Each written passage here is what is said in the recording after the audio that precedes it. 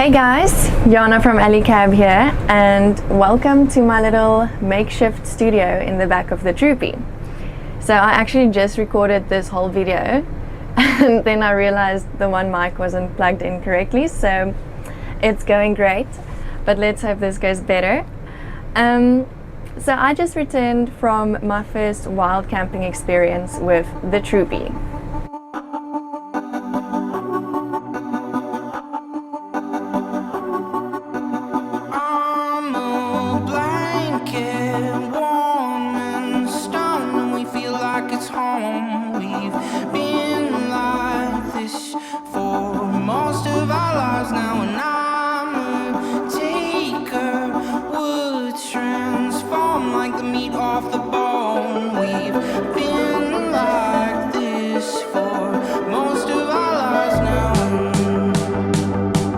So for those of you who don't know, I've been working here at Alu-Cab in the marketing team for the past 2 years.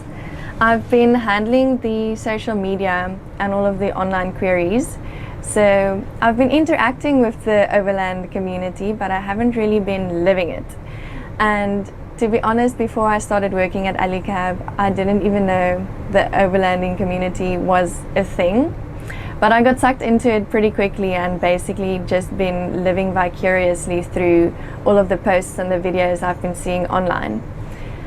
So I've been thinking a bit, and we have this Troopy in our fleet that nobody is really using.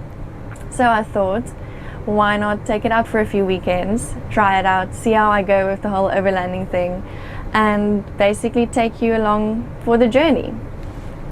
So this is a really exciting opportunity, this whole Jana from Alu-Cab thing.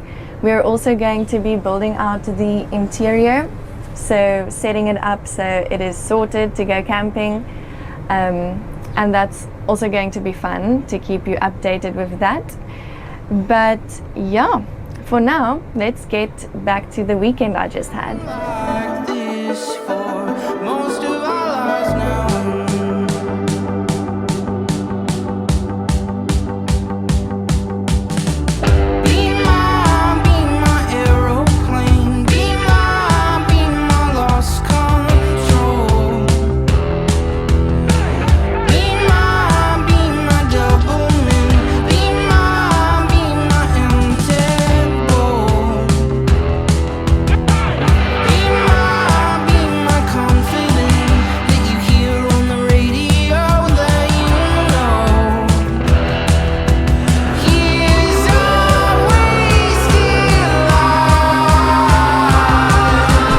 So the wild camping was awesome. The weekend was awesome, but I'm not going to lie, it was a lot to take in. It was a lot of preparation, packing, making lists, making sure we set to go out into the wild. Because it was my first wild camping experience, it was also quite interesting for me to be camping in a place where there's literally nobody else around for kilometers. It was interesting for me to think that should something happen to us or the Troopy and we can't get out, the nearest people would be, I think, a 4-hour walk away. So that was pretty cool, but new. Yeah, and then also the 4-wheel driving was, well, that's a whole different story. We'll get to that later. But the spot that we camped in was awesome. It's in the Cederberg, and we were lucky enough to get the opportunity to camp out on a private farm. So it was quite a mission to get down there, and you can only get down there with a 4x4. So one of the staff members of the farm had to show us kind of how to get down the trail, and then also showed us where we could camp. So she jumped into the Troopy with us and took us down, and then we had to take her back up to where her car was, and then we had to go down again, and each trip was about 40 minutes. So by the time we got to the place we wanted to camp, it was already dark, which is not an issue because luckily we were in the Troopy with the Hercules roof conversion, so setting up camp was super quick. We basically just popped the roof and swung the awning open and then attached some lights to the awning. So then we were ready to rumble, and we basically started the fire and started dinner. Before we headed out into the wild, I asked Neil from our fitment team or whether it's possible to have like some sort of a battery box so that we could plug a fridge in and also charge our camera gear and also have the lights for the awning. So he made a little bit of a makeshift battery box which worked perfectly. So that was really cool. So for dinner on the Friday night, we had these very convenient little burger boxes. So that was perfect because all of the ingredients were included in the box, and all you basically had to do was put the burgers or the burger patties on the fire. So we did that, and then we also made deep fried potato chips because we are health and that was really cool and fun to make. We weren't sure if it's going to turn out okay, but after that we basically just chilled, enjoyed a glass of wine, and the full moon also came out through the valley, and that was beautiful. So we checked that out and then we called it a night.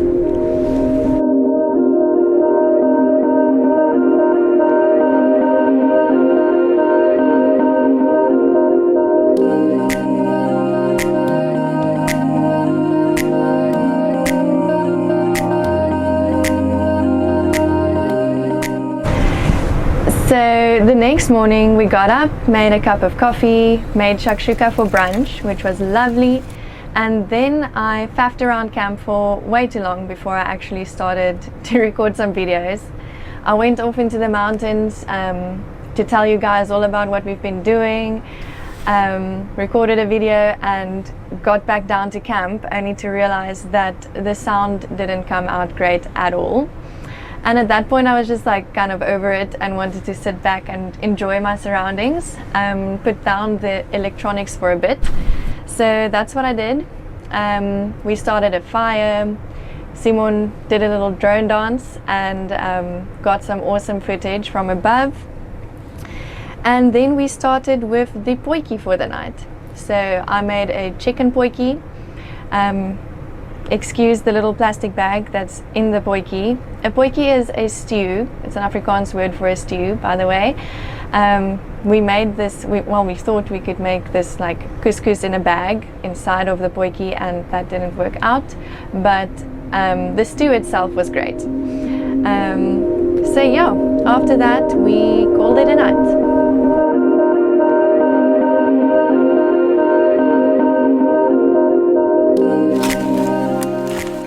Good morning everybody. It is a beautiful day here in the Cederberg. We just got up, made a cup of coffee, had a breakfast, and now we are thinking of actually packing up and taking a drive down to Kromrivier, which is about 40 minutes from here. And then we are thinking of actually camping out at Sandrift tonight, just for a little bit of a change of scenery and to explore the area a bit more. So yeah, looking forward to that. Sad to be leaving this spot. It was truly awesome just literally being the only people here. Yeah, lovely experience, but all good things come to an end. So let's start with the packing up.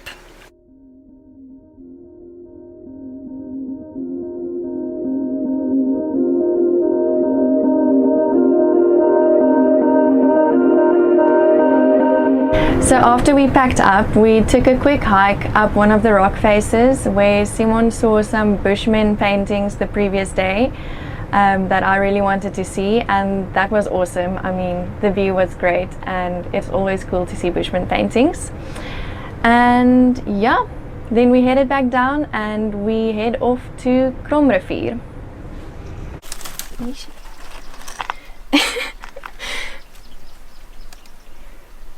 Note to self, don't wear a dress when climbing up the mountain.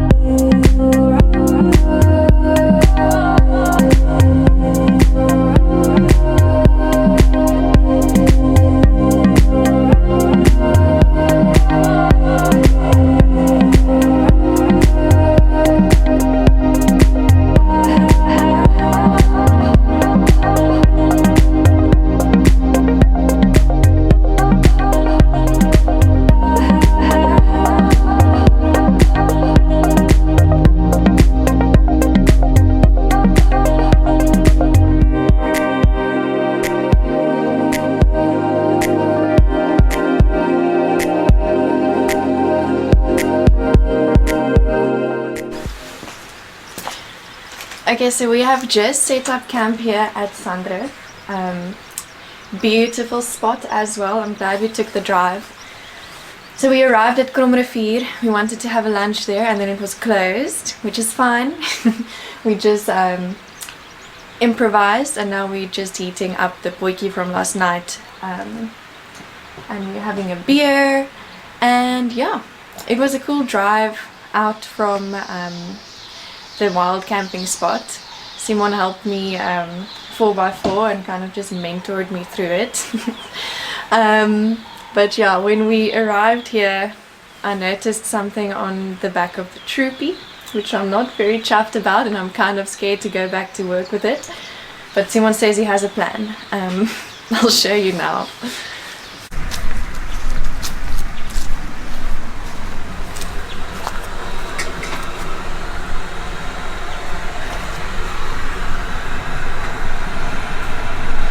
Okay, so that happened and I was honestly so stressed about that piece of bent steel. I mean, I know it happens when you four-wheel drive, but I just thought it's Murphy's Law that something like this is happening to me. Literally the first time that I'm taking out the Troopy. So I was preparing to get teased about it at work when I get back on Monday. But oh well. Simon had a plan and he tinkered a bit, and I just decided the rest of the day I'm going to relax and enjoy the last bit of camping before we head back to the city the next morning.